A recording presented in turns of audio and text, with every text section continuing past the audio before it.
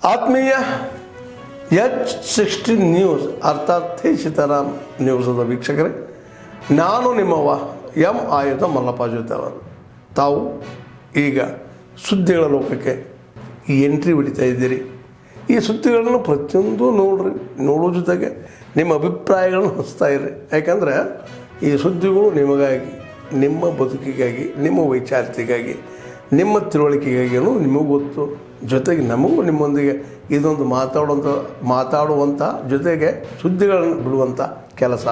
ಈ ಕೆಲಸದಲ್ಲಿ ನಾವು ನಿಮ್ಮೊಂದಿಗಿದ್ದೀವಿ ಅಂತ ಹೇಳ್ತಾ ನೋಡ್ತಾ ಇರಿ ಸುದ್ದಿಗಳನ್ನು. ಸೆಪ್ಟೆಂಬರ್ ಪಂಡಿತ್ ದೀನ್ ದಯಾಳ್ ಉಪಾಧ್ಯಾಯಜಿಯವರ ಜಯಂತಿ, ತದನಂತರ ಮುಂದೆ ಬರೆದು 2ನೇ ಅಕ್ಟೋಬರ್ಗೆ ಮಹಾತ್ಮ ಗಾಂಧಿ ಹಾಗೂ ಲಾಲ್ ಬಹದ್ದೂರ್ ಶಾಸ್ತ್ರಿಜಿಯವರ ಜಯಂತಿ.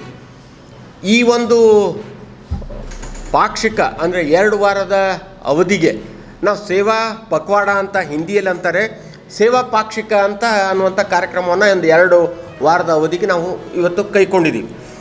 ಇದರಲ್ಲಿ ಒಂದೇ ಯಾಕೆ ಈ ಜಯಂತ್ಯೋತ್ಸವಗಳನ್ನು ನಾವು ನಮ್ಮ ಆದರಣೀಯರ, ನಮ್ಮ ಹೆಮ್ಮೆಯ ಮತ್ತು ಗೌರವಕ್ಕೆ ಪಾತ್ರ ಆದಂಥವ್ರಿಗೆ ನಾವು ಯಾಕೆ ಮಾಡ್ತಾಯಿದ್ದೀವಪ್ಪ ಅಂತಂದರೆ, ಇವತ್ತು ಮಾನ್ಯ ಮೋದಿಜಿಯವರು ಒಬ್ಬ ಸಾಮಾನ್ಯ ಕುಟುಂಬದಿಂದ ಬಂದಂಥ ಪ್ರಧಾನಮಂತ್ರಿ ಇವತ್ತು ದೇಶದ ಚುಕ್ಕಾಣಿಯನ್ನು ಹಿಡಿದಾದ ಮೇಲೆ ನಾನು ಬಹಳಷ್ಟು ಪಟ್ಟಿ ಮಾಡಿ ಟೈಮ್ ತೆಗೆದುಕೊಳ್ಳಕ್ಕೆ ಹೋಗಲ್ಲ, ಅವ್ರು ಏನೇನು ಸಾಧನೆಗಳನ್ನು ಮಾಡಿದ್ದಾರೆ.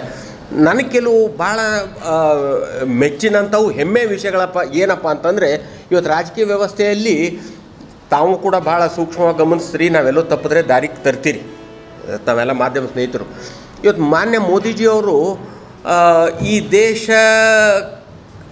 ಕಂಡಂಥ ಹಲವಾರು ಶ್ರದ್ಧೆಯ ಭಕ್ತಿಯ ಕೇಂದ್ರಗಳನ್ನು, ಹಲವಾರು ಶತಮಾನಗಳಿಂದ ಇದ್ದಂಥ ಸಮಸ್ಯೆಗಳನ್ನು ಮತ್ತು ನಮ್ಮ ಸರ್ದಾರ್ ಪಟೇಲ್ ಅವರಿಗೆ, ಸರ್ದಾರ್ ಪಟೇಲ್ ಅವರಿಗೆ, ಉಕ್ಕಿನ ಮನುಷ್ಯ ಸರ್ದಾರ್ ಪಟೇಲ್ ಅವರಿಗೆ, ಉಕ್ಕಿನ ಮನುಷ್ಯ ಸರ್ದಾರ್ ಪಟೇಲ್ ಅವರಿಗೆ.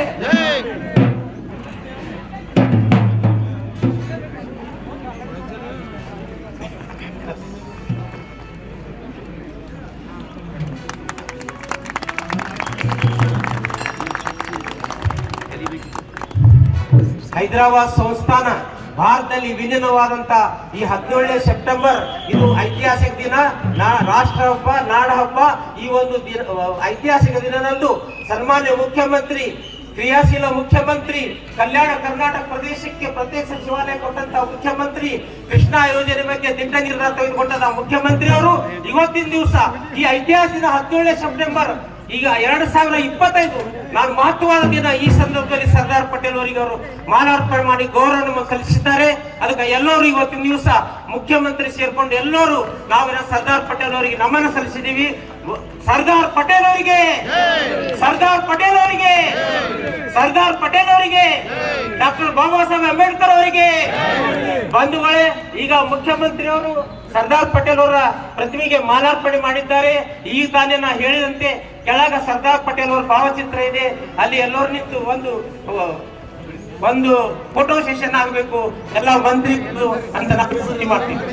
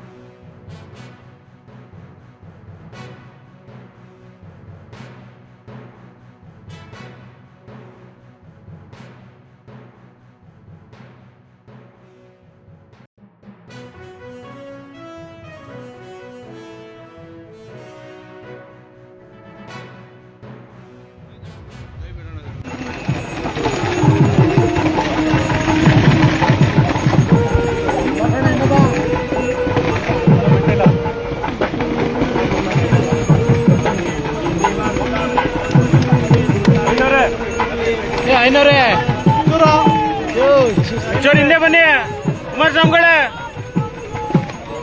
ಸರ್ ಒಂದು ನಿಮಿಷ ಹೀಗೆ ಇಲ್ಲಿ ಸರ್, ಯಾರಿಗೂ ಸಿಗ್ತಾ ಇಲ್ಲ, ಫೋಟೋ ಇಲ್ಲ ಸ್ವಾಮಿಗಳೇ.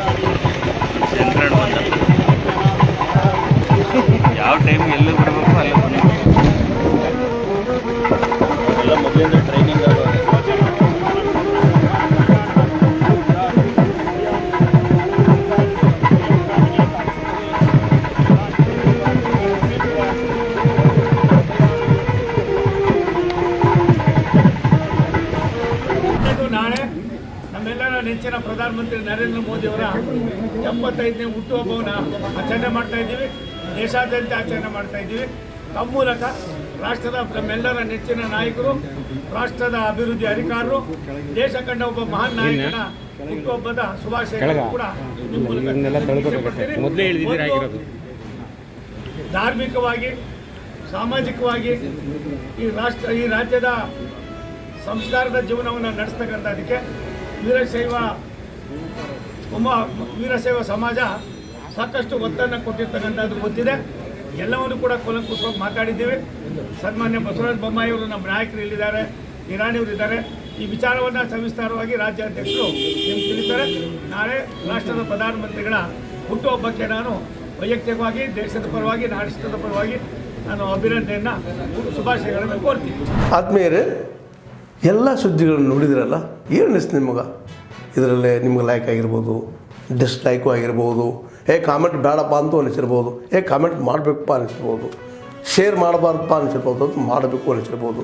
ಏನಾದರೂ ಆಗಲಿ ಶೇರ್ ಮಾಡ್ತಾಯಿರಿ, ಈ ನ್ಯೂಸ್ಗಳನ್ನ ಹಂಚ್ತಾ ಇರಿ, ಜೊತೆಗೆ ಇದಕ್ಕೆ ಸಬ್ಸ್ಕ್ರೈಬ್ ಆಗ್ತಾಯಿರಿ ಅಂತ ಹೇಳ್ತಾ H16 ನ್ಯೂಸ್ ಅರ್ಥಾತ್ ಹೇ ಸೀತಾರಾಮ್, ಇದು ಸತ್ಯದ ಕೈಗೆ ನಡಿ. ವಂದನೆಗಳು.